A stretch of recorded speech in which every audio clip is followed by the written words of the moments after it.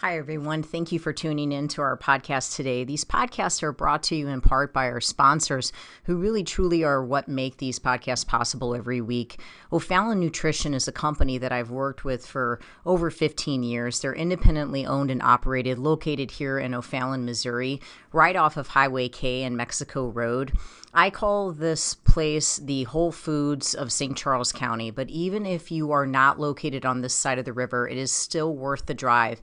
I can remember working all the way down at Powerhouse and still sending people out to O'Fallon Nutrition for their supplements.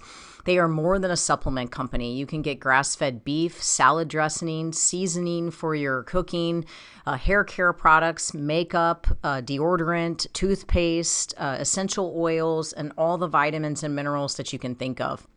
If you're looking for clean, whole food nutrition, as well as home care, house care, skincare products, O'Fallon Nutrition is your place. You can take a look at them at o'fallonnutrition.com, or if you'd like to have something shipped, if you're listening to me from outside of St. Louis, you can certainly have items shipped. I know they do free shipping if it's an order over $50, and the phone number is 636-240-5283. Again, it's o'fallonnutrition.com.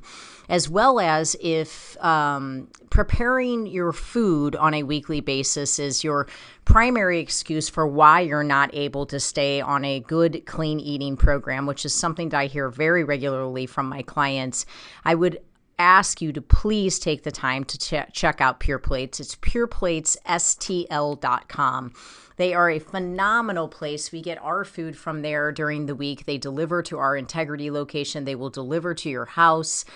They also are just available for pickup. You can go to their Chesterfield location or their Kirkwood location and just pick up meals for the day, as well as just having them delivered right to your door. So if preparing your food is your main excuse for why you cannot stay on a healthy eating program, then I would suggest just stop by Pure Plates. Just try it. If you're trying to lower your blood pressure, you're trying to lower your cholesterol, you're trying to get your blood sugar down, try to do Pure Plates meals for a week and just see how different you feel. These are organic meals. They are gluten-free. If you need them to be, they can be dairy-free. They are soy-free. You're not taking any processed sugars or meat-curing agents or preservatives. They really, truly believe in nutrient-dense meals that are just whole food nutrition. And I've had my clients, or I've made recommendations for my clients for years at Pure Plates. It's pureplatesstl.com, or you can call them to ask questions at 636-778-3555. Again, remembering that they have a location in Chesterfield as well as in Kirkwood that you can just run by and pick up a meal today. Everyone always asks me where I get my meat from, and given that I really eat meat on a daily basis, typically beef primarily, my meat is very important to me. I have an autoimmune condition and I want grain-free, corn-free meat, and I just haven't found the confidence in stores in knowing that I'm getting 100% grass-fed, grass-finished beef. And I have searched and searched and searched for the right farm, and I have found the farm. It's fedfromthefarm.com, fed, F-E-D, from thefarm.com. These farmers are amazing. It's a family. They're here in Missouri, and they have the desire, just like I do, to see people well and to see people healthy, and they put a lot into what they do. It's such a wonderful family to support. They do offer 100% grass-finished, grass-fed, meaning that's it. A beef, and I get my ribeyes, I get my ground beef, my ground sirloin, I get my chuck roast. I mean, they basically have everything. They even have awesome jerky, but they also have eggs, they have chickens, and they have turkey. I'm planning on getting a turkey for Thanksgiving, and if you'd like lamb, they have that as well. But if you are in need of good quality grass-fed, grass-finished beef, or quality eggs, chicken, turkey, don't just settle for what you're getting at the local store.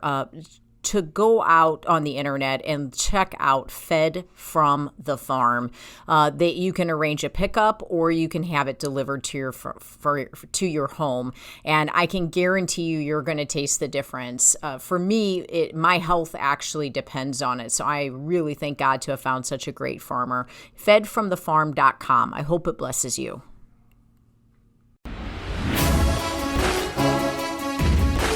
Welcome to Faith, Fuel, and Fitness, the Integrity Way, with your hosts, John and Debbie Morris from Integrity Training Systems. Good afternoon, everybody. This is John and Debbie Morris with Integrity Training Systems on Real Talk 93.3. Always like to start talking to you guys, if it's your first time tuning in to us, about what it means to be a warrior. And I like to give the definition of what a warrior is, just so that we're all on the same page. And if you were to look up, I almost said look up in the dictionary, but I guess everybody would Google it now. Warrior, you would find that it is a brave or experienced soldier or fighter.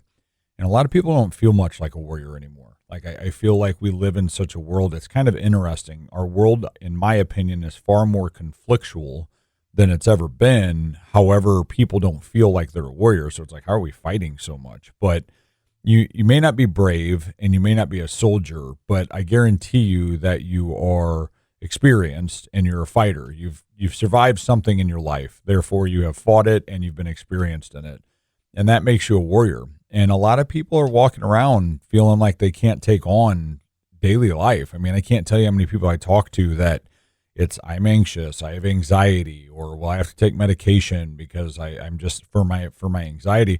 That's become such a common term. You know, it's like, instead of someone's being like, yeah, I'm a little worried about that, or, you know, that's going to be kind of tough, or, you know, it seems a little overwhelming. It's my anxiety. It's like people are talking about it like it's their left arm, you know? And so I think that what I want to talk about today, it's too much of owning it. And that's kind of what I want to talk about is, you know, not someone specific, but kind of across the board. Like, if you are dealing with these things, you know, anxiety, depression, feeling down, feeling, you know, like you're running 100 miles an hour in your brain, what is the reasoning, which we're going to talk about in the next few segments, but then also, like, are you claiming something for yourself and borderline manifesting it? So when you own something, it's one thing to explain something to someone. Like, I've been diagnosed. I've had a diagnosis of bipolarism, so I will use that to give people a way out of something, in the fact that I'm saying, like, okay, you know, if I've got diagnosed with that and I'm able to overcome, like, are you not able to overcome as well? Now, that was one doctor that said that. One doctor said, you're bipolar. And he was a complete goofball. But this is the point I'm trying to make, is I have dealt with quote unquote anxiety, and I have dealt with quote unquote depression, and I've been very high and I've been very low. I can choose to listen to that person and say, okay, yes, I'm bipolar. Or I can choose to say, you know what, I don't really buy that. Like, I have ups and I have downs, but who doesn't? Like, I'm not going to let that floor me and not make me able to operate on a maximum level. We had brain scans done at the Amen Clinic, and I have studied to be a brain health coach. And when you do that, you have to study brain scans. And I spent almost a year studying brain scans. So you can see on a brain scan if a person has bipolar. You can see on a brain scan if a person has dementia. You can see on a brain scan if a person has PTSD. John's brain scan was completely clear. There was no sign or signal of bipolar. We spoke to the psychiatrist for 3 hours on our first appointment with the Amen Clinic, and we very clearly explained, this is what this counselor said, and she said, there's no scientific evidence on John's brain scan that he has bipolar. Now, he may have tendencies and shifting, and we need to get him regulated, and we need to get the emotions regulated, we need to get the hormones regulated, we need to get all the things that are causing him to shift regulated, but that doesn't mean that he needs to take ownership of bipolar. However, the counselor that he went to many years prior to that just had him answer 5 questions on a very simple quiz and was like, boom, here you go. This is your diagnosis. This is what you have. And John walked out of that office like almost with some relief, like, oh, I actually formally have something. It makes sense that I feel this way every day.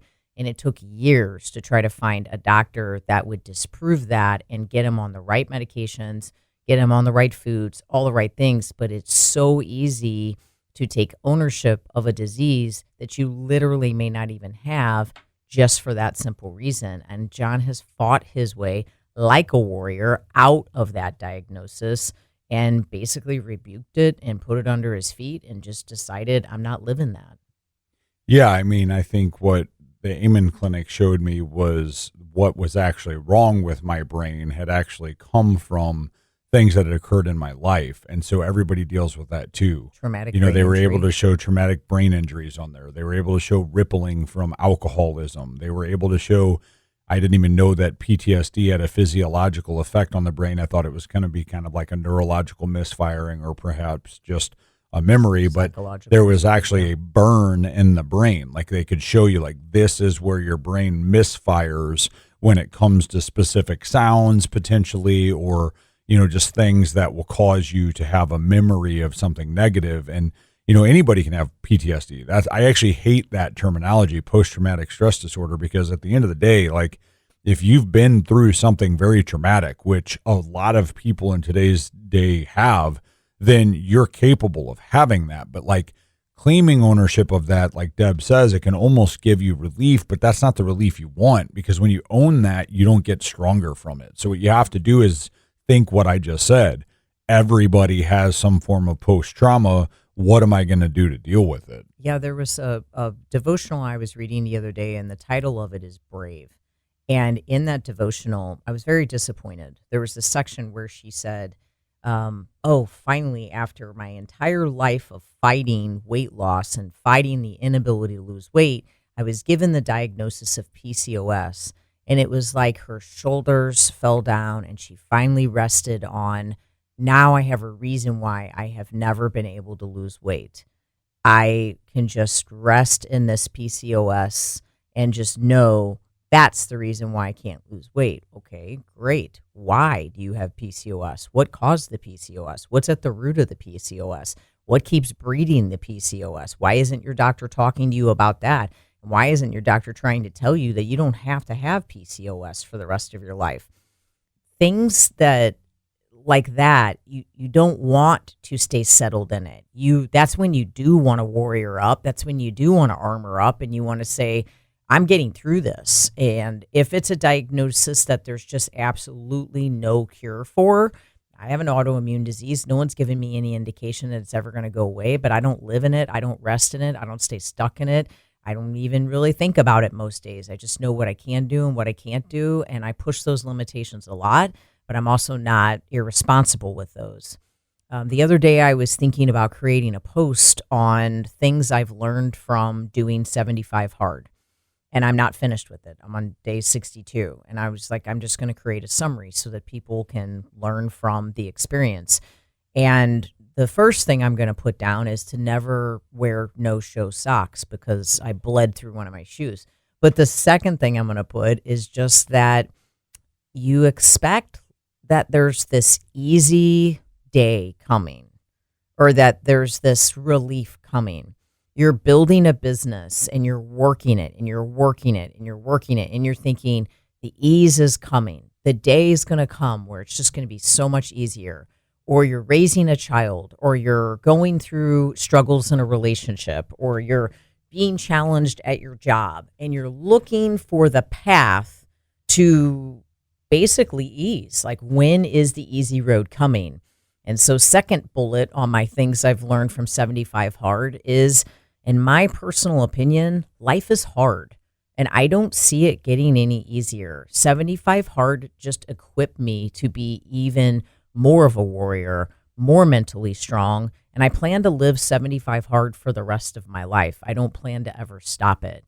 Now, that's me, but I just think if society could get the impression that it's not really ever going to be easy, there is no easy road, there is no button that we get to push and then suddenly we don't have all the responsibilities anymore, and you get to a certain point with your business or your relationship and it all becomes easy.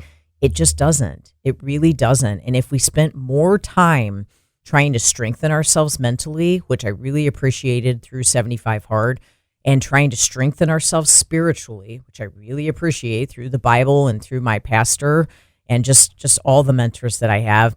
I think what we would do is we would equip ourselves for life, for actual life, versus continuing to look for the easy way, because there is no easy way. There is no hack. And the sooner we all figure that out, I think the greater our country and our world can become, because we will all be walking as warriors. We will be ignited by the challenge, and we will accept that challenge. And in spite of the challenge and in spite of the difficulty, we will continue to press on. We will continue to march towards God's perfect will for our life, and we'll bring him with us in everything that we do. For more information on what we do at Integrity Training Systems with our 6-month nutrition program or personal training, take a look at integritytrainingsystems.com or give us a call at 636-299-2208. For gluten-free, dairy-free baked goods delivered to your door from my personal bakery to you, take a look at sophiesbakery.com. And for 100% grass-fed beef, the only meat that the Morris family will eat, they also have turkeys right now for Thanksgiving, and chicken is always available. Take a look at fedfromthefarm.com.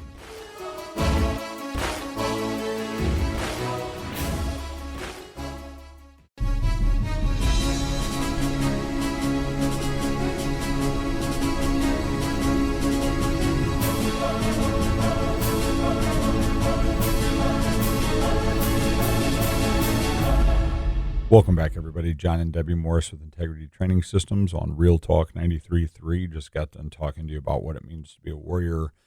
And, you know, a lot of people say that the devil is in the details, and I think that there's validity in that, but I also think that the success is in the details. I think it is a matter of good or bad, how you want to look at it. The details matter. You know, it's the small ultimately lead to the large things, because handling the little problems actually stops the big problems from being a compounding issue, but they also prepare you to take on the big problems. I always tell people in the gym, if you come in and you say you want to do a 500-pound bench press, I'm not going to load you under 500 pounds and expect you to get it. I'm going to start by checking your structure, making sure that your shoulder blades are retracted, making sure that you have good form, that we can even push past your shoulders without getting an injury in your rotator cuff to even access the pec. I'm going to teach you how to move mobility-wise and get into the wall and make sure that we're opened up. That's before we even start to bench, let alone go for 500 pounds.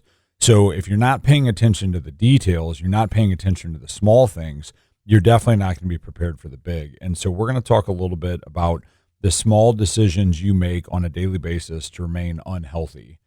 And one thing that I know a lot of people deal with is trying to wait until they're motivated.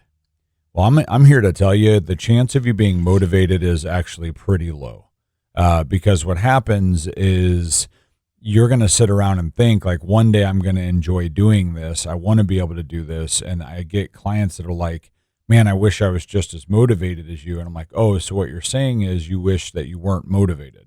Because 9 times out of 10, my workout does not happen because I'm motivated. Now, listen, there's people that cannot wait to get to the gym. It's their thing. They love it.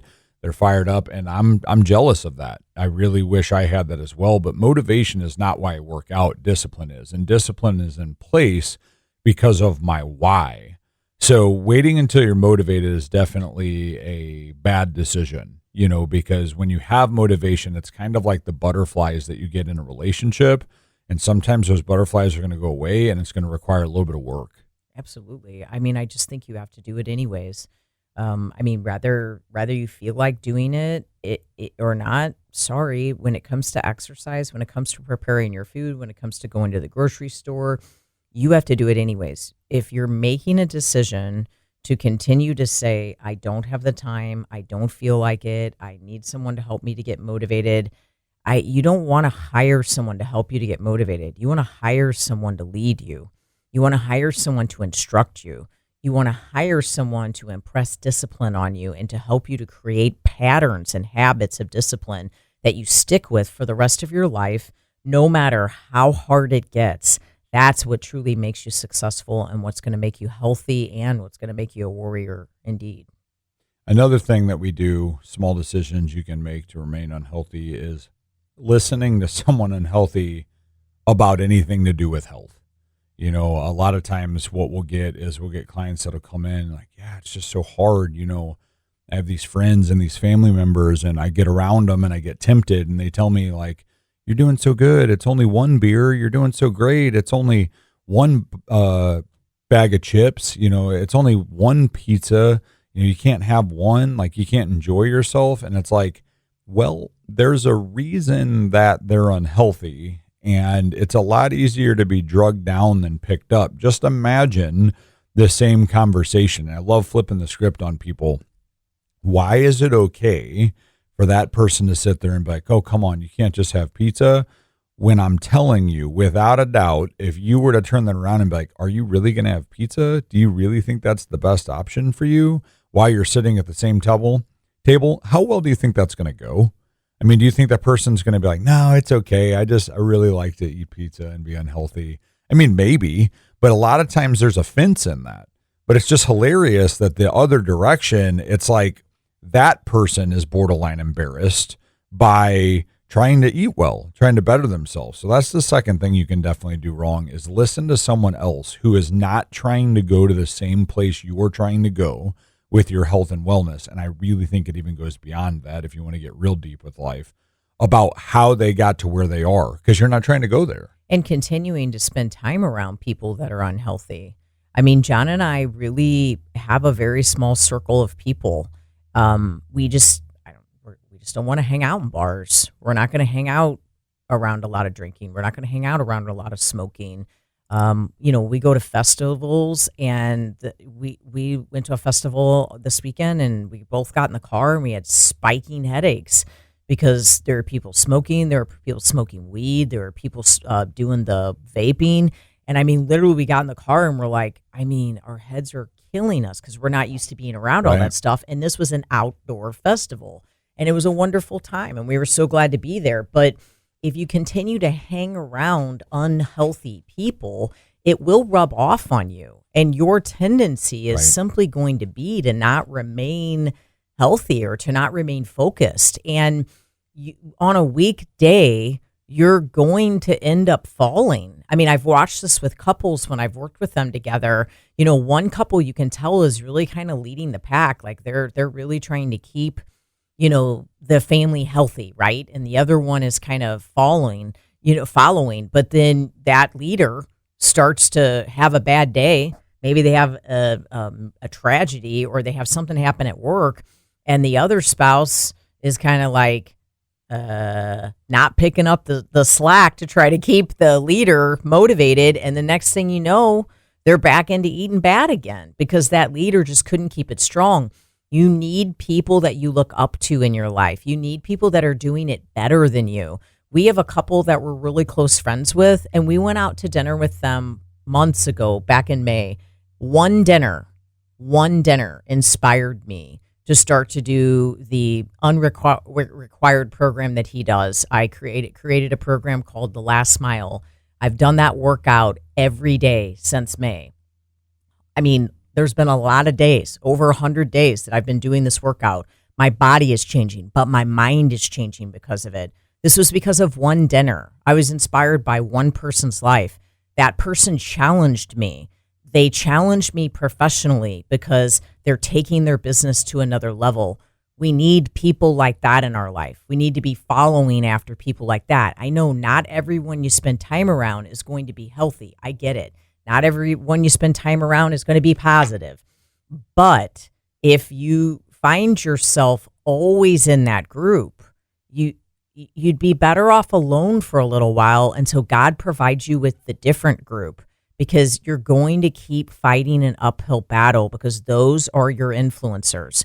Those are the people that are leading you and guiding you, and they're guiding you to an unhealthy place. And we want to help you. Integrity is an amazing place. When you come in, you are surrounded by like-minded individuals. You're surrounded by light and life and people that are wanting to produce change. It's a remarkable place. For more information on what we do at Integrity Training Systems with our 6-month nutrition program or our personal training, which we offer a free personal fitness assessment, please take a look at integritytrainingsystems.com or give us a call at 636-299-2208.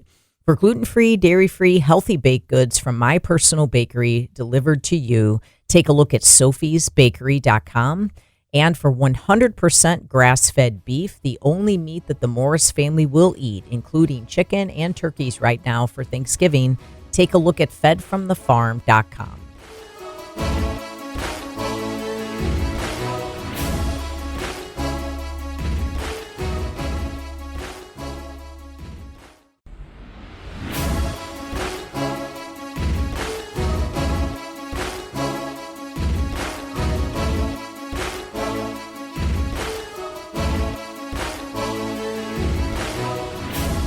Welcome back, everybody. John and Debbie Morris of Integrity Training Systems on Real Talk 93.3. We were talking last segment, if you were not with us, about small decisions that you can make to remain unhealthy. One was waiting until you're motivating. The second was listening to what unhealthy people have to say. I think in all regards of life, if you want to be good at something and you surround yourself with people who are not good at it, it's a lot easier to be pulled down than to be picked up. The only person in history that I know that by themselves picked up all of the crowd around them instead of being pulled down was Jesus. So unless you think you can fill those shoes, good luck with that. Another way to make sure that you remain unhealthy is by telling yourself that you do not have time. What's interesting about that is I talked a little bit about this. I believe it was last week. I talked about when people make excuses. You know, excuses a lot of times people think are lies. Excuses are not lies. Excuses are actually usually rooted in truth. It's a lot like the most funny things you hear, like jokes. The reason they're funny is because there's a little bit of validity to them. Well, excuses are the same way. You know, someone tells you they don't have time, they probably are busy. Someone tells you that they can't do something because their knee hurts, they probably do have knee pain. But a lot of times it's actually someone allowing themselves an excuse to not do it. And one that we commonly get in the health world is, I don't have time.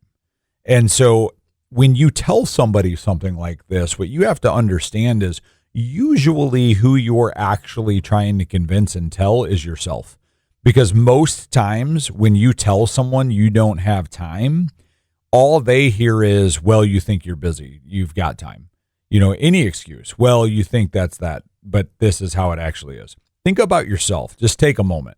When is the last time someone told you an excuse? Well, they couldn't do it because they were sick. Well, they couldn't do it because of this. They couldn't, this. That you were genuinely like, oh, wow, no, that is really bad. That would make sense that you can't do that. You didn't. More likely than not, you thought, well, I can do it. I have to do it the same way. I have to get my laundry done on top of working a 9 to 5. I have to raise my kid on top, right? You're not sitting around thinking, wow, that person does have it a lot harder than me. So when you're telling the same excuse, when you're making up the reason that you can't do something, just understand that the main person that you're convincing is you. And so if that's actually what you're trying to do, then great, keep saying it. But again, going back to our first segment, you're just kind of accepting ownership of this idea that you have the ability, you don't have the ability to accomplish what you know you need to be doing. And time is a big thing.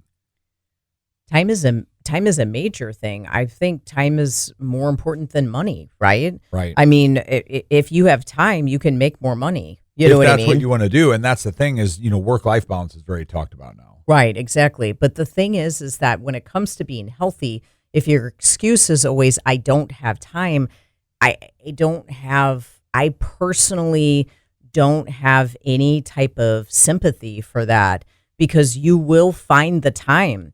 When your health declines, and I just have lived this, when your health declines to the point to where you don't think you're going to stay alive, I mean, I lived it. I didn't think I was going to live. I went down to 82 pounds.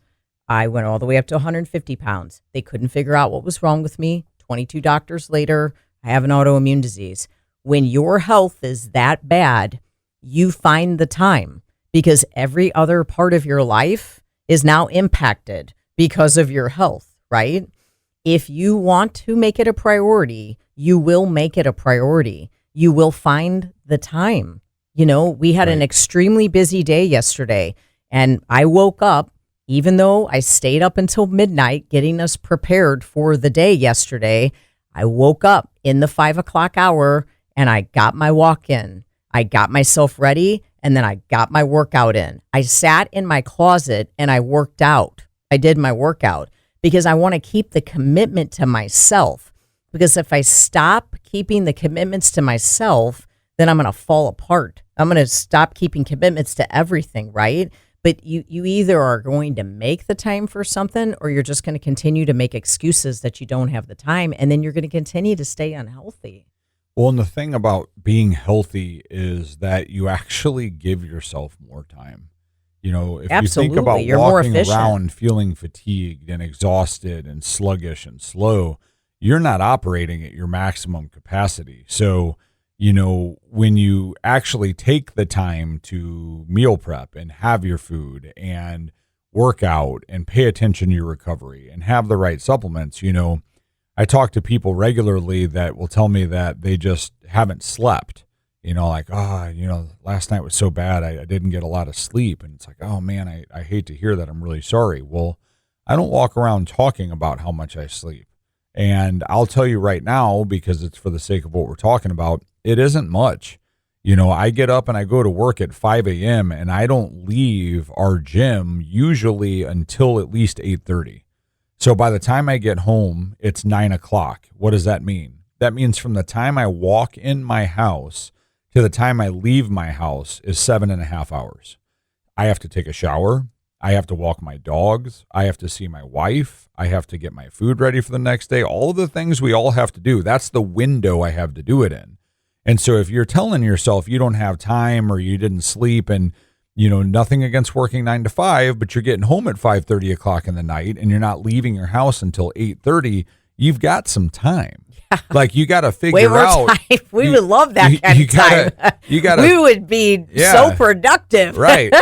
You know, it's like. We wouldn't even know what to do. We were like, what are we supposed to be doing right now? It's 7 o'clock. Do we sit down? Is there somewhere we're supposed to be? Like, it's something's wrong. We should be doing something. And so listen, like, if 9 to 5 is the job you want to work and you're getting your 40 hours in, that's great. Nothing wrong with that. If 9 to noon is the job you want to work, good for you. And you're getting that's great. But the thing is, don't let your lack of time or let how much you're working or how much you're doing something required of life be a determining factor of how good you get. If there was ever a time to habit stack, it's right then and there.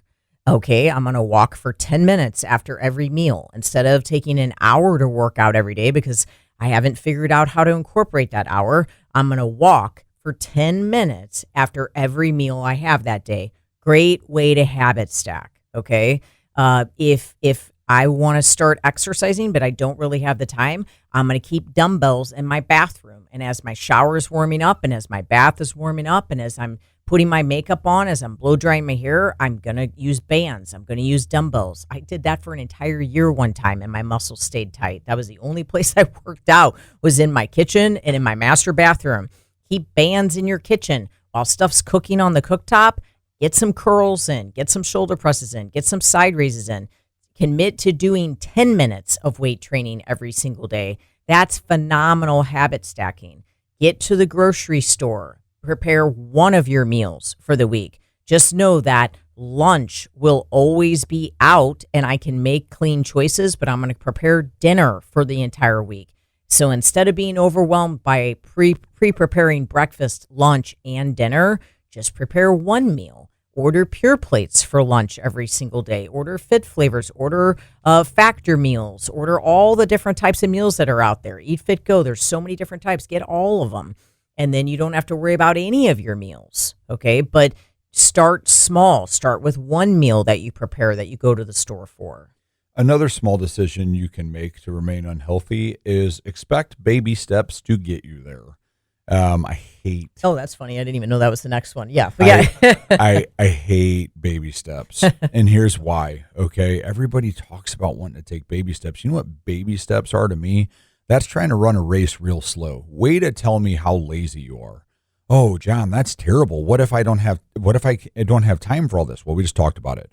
What if it's too hard for me? Hire someone that's good at it. Well, what if I can't afford somebody, then get another job and work more? Like, I mean, you can break all this down, but here's the thing about baby steps, okay? Babies don't take baby steps for very long.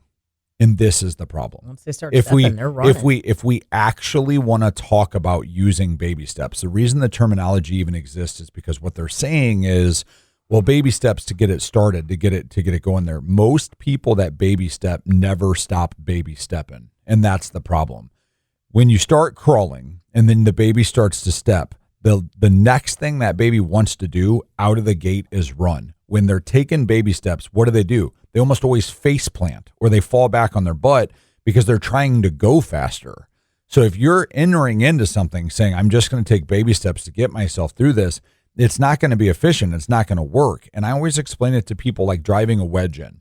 If you're going to call it a baby step, that's my wedge. Yes. Okay. You're telling me you don't have time. All right. You're saying you don't have time to figure out where to work out for an hour. Okay. I get it. That is a complete disciplinary change in your life. Can you give me 10 minutes? And where does that 10 minutes fit in? Once the 10 minutes is put in, now it's time to figure out how to turn that into 20, 30, 40. Could you view that as baby steps? Maybe, but we're not trying to do it a step at a time. We're trying to split that thing wide open. If we're splitting wood and we have to get that wedge started, we don't spend 50 swings starting the wedge. We might spend 1, 2, maybe 3, and then we cut that thing wide open. We blow it in half. So figure out how to use your quote unquote baby step, those 1 or 2 to get you started, and then run towards what you want. Don't get caught up in this. Well, I don't want to go too fast or too hard. Why? Get out of your comfort zone. It's just an excuse to remain where you are. Yeah, you should Google TD Jakes running. He's got this sermon where he's like, I'm going to run after my destiny. He gets fired up. When he gets really fired up, it's so good. It's such a good message. Like, it'll give you the chills. But just go all in. Go all in. Think about your temperature. Baby steps is lukewarm. You're willing to stay lukewarm, never really achieving the true destiny that God has for you, because you're never really going into the deep end. You're never really going all in. You're never really equipping yourself to do all that he's called you to do. And then you're never truly going to receive all that he has for you, all that blessing.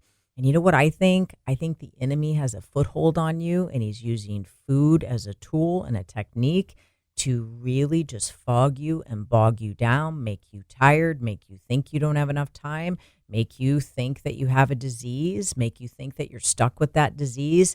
But if we get you to go all in, to get that thought in your head and just give it 100%, get the food right, get the exercise right, get your water in, get your thinking right, start hanging around with successful people, I'm telling you that the enemy will be under your feet and you will take power and authority over him.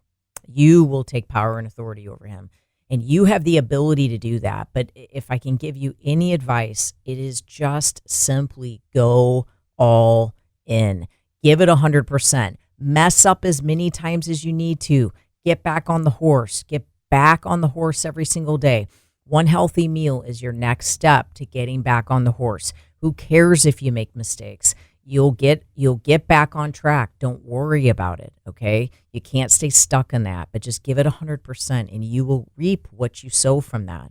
For more information on what we do at Integrity Training Systems with our 6-month nutrition program or personal training, we offer a free personal fitness assessment with our personal trainers. Give us a call at 636-299-2208 or take a look at integritytrainingsystems.com. For healthy, gluten-free, dairy-free baked goods delivered to you from my personal bakery, take a look at sophiesbakery.com. And for 100% grass-fed beef, the only meat that the Morris family will eat, including chicken and eggs and turkey for the holidays, take a look at fedfromthefarm.com.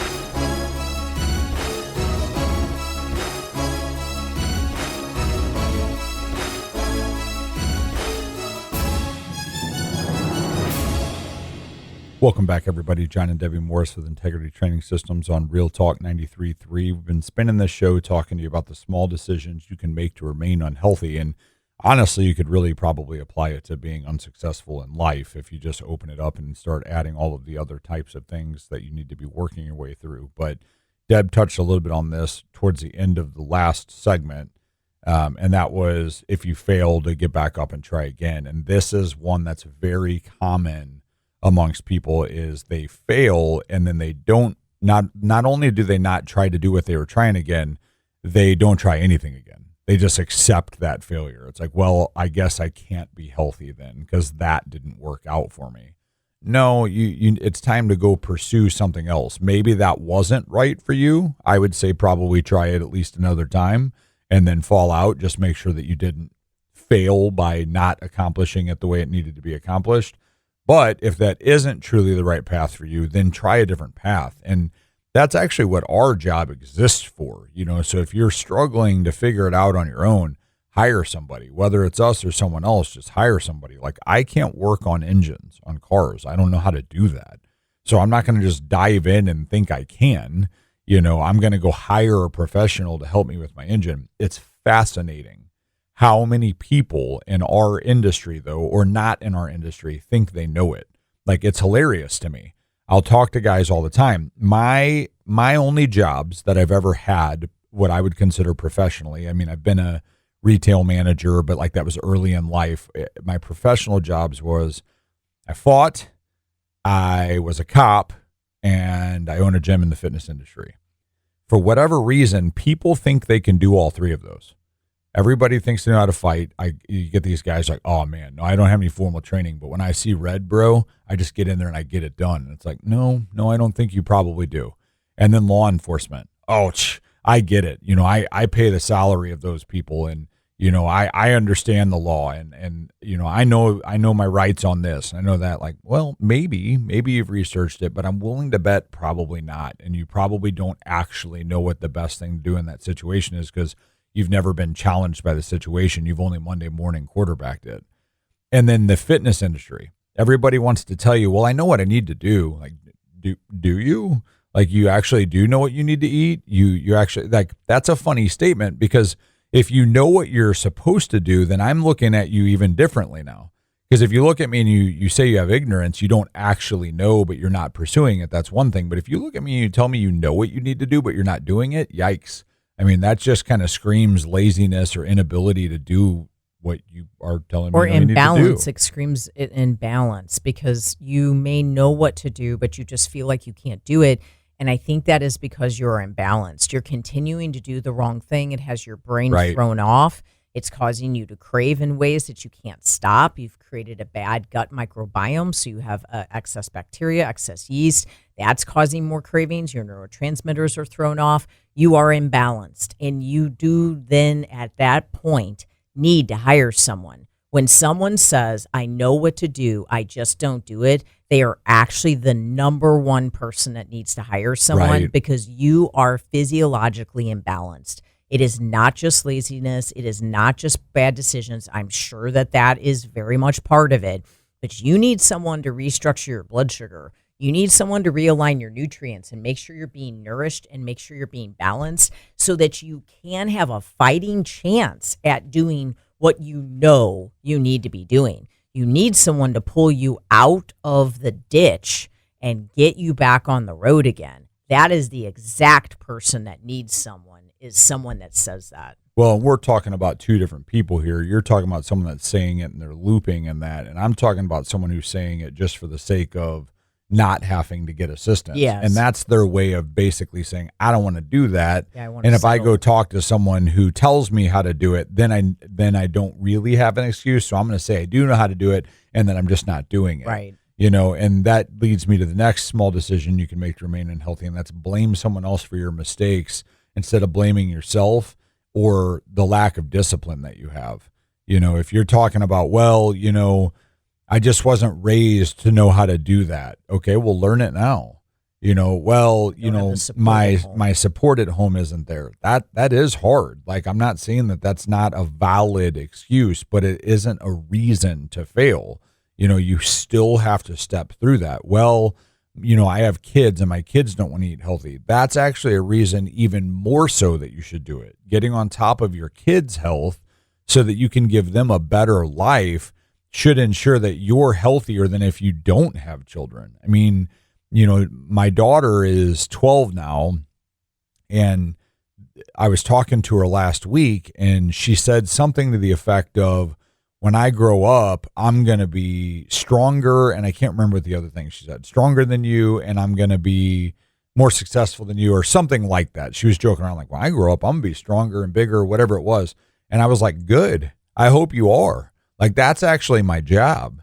My job is to make sure that you're better than me. So if you're feeding your kid garbage and saying that they won't eat something else, like if you're giving them that power, I want you to really do some internal checking here. Don't get mad at me and be like, well, you don't understand how hard it is with my kid. Like, don't get mad at me. Who runs the house?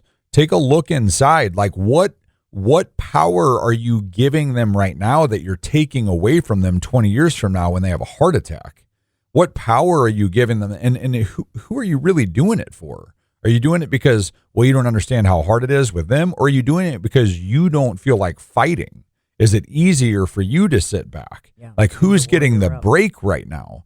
You need to warrior up, because when your daughter or your son grows up and they have health issues, I assure you that's a much harder fight than trying to tell them what to do now. And take a look at yourself. You're telling me that you can't get your life in order. You've been eating like this your whole life. Well, don't set your kid up to say the same thing in 30 years. I know personally for me in my career, when I worked for Powerhouse Gym, I worked for Powerhouse for 10 years, and I worked for a man named Roger Semch. He did nutrition, and he just cared about people getting healthy. It wasn't about bodybuilding. It wasn't about making you look a certain way. He wanted his entire gym to be filled with healthy people. And so I would train some of the people that would do nutrition with him. And the ones that would blame him for, the fact that, oh, they didn't lose the weight, or the diet is too hard, or they failed, because it was always his fault, right? It was always Roger's fault. It was always him doing something wrong. And I would just look at him and I'd be like, you literally just ate an entire jar of peanut butter last week. You just talked about having beer last night. You just talked about putting down an entire package of potato chips over the weekend. You're not staying committed to this. Well, that was just one meal, and it's not that big a deal. You should be able to have one meal. It's not going to throw you off that much. It apparently it is, because you're right. So thrown off that you are not losing weight anymore. Yeah. Exactly. So you're going to try to blame him when he has poured into you. He has been to every meeting. He has been on time. He has told you exactly what to do, where to get it from, how, what to order when you eat out, what you should be drinking. Everything's lined up for you, but you're blaming him.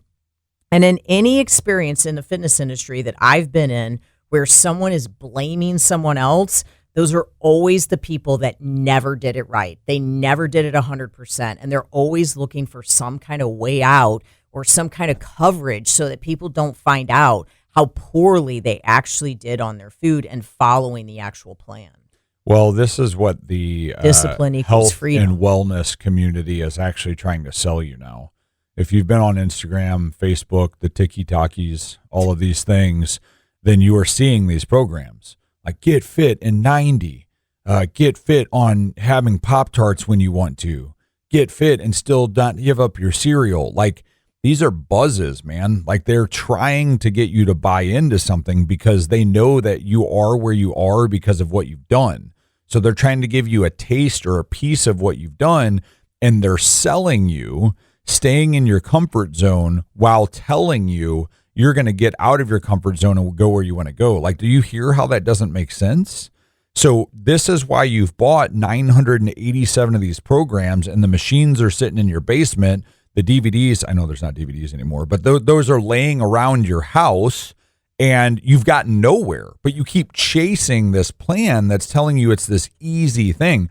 If you took the time, money, and effort that you've put into the 7,000 easy plans that you've attempted and just went after one that was tried and true, guaranteed to work, you would have already blown the doors off of the life you get to live. Go all in. Yeah, go all into it. Let us show you how to do it. Let us give you an environment to do it in, a very positive, uplifting environment. For more information on a 6-month nutrition program or personal training and a free personal fitness assessment with us at Integrity, take a look at integritytrainingsystems.com or give us a call at 636-299-2208.